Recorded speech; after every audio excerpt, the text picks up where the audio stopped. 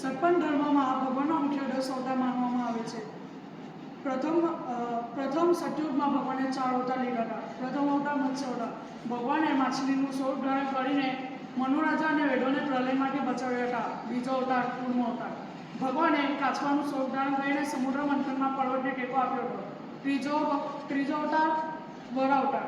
ભગવાને વરાનું સ્વરૂપ ધારણ કરીને પૃથ્વીને બચાવી હતી. ચોથો અવતાર નરસિંહ અવતાર. ભગવાને અડધા માનવ અને અડધા સિંહનું સ્વરૂપ ધારણ કરીને ભક્ત પ્રહલાદનું રક્ષણ કર્યું હતું.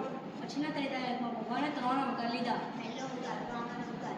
નાના બાળકનું રૂપ લઈ અને રાજા બલિનો અહંકાર દૂર કર્યો. પરશુરામ અન્યાયી અને અહંકારી રાજાનો નાશ કર્યો. પરશુરામની ચિરંજીવી છે. જ્યારે માન્યતા મુજબ ભગવાન કલ્કી અવતાર લેશે ત્યારે ભગવાન કલ્કીને શ્રેષ્ઠ સત્તા બનાવવા માર્ગદર્શન આપશે. શ્રી રામ અવતાર. મર્યાદા પુરુષોત્તમની સત્યના ધર્મનો નામ કરાય અને રાવણનો વધ કર્યો. કાપડ ભગવાનના 2 અવતાર થયા. શ્રી કૃષ્ણ ભગવદ ગીતા દ્વારા જીવનમાં જ્ઞાન અપાયું છે અને ધર્મ સ્થપાય છે. બુદ્ધ અવતાર અહિંસા, દયા અને શાંતિનો સંદેશ અપાયો છે. કલયુગનો 1 અવતાર કલ્કી અવતાર. કલયુગના અંતે ભગવાન કલ્કી અવતાર લઈ અધર્મનો નાશ કરશે અને ફરીથી ધર્મની સ્થાપના કરશે. જય ગુરુદેવ.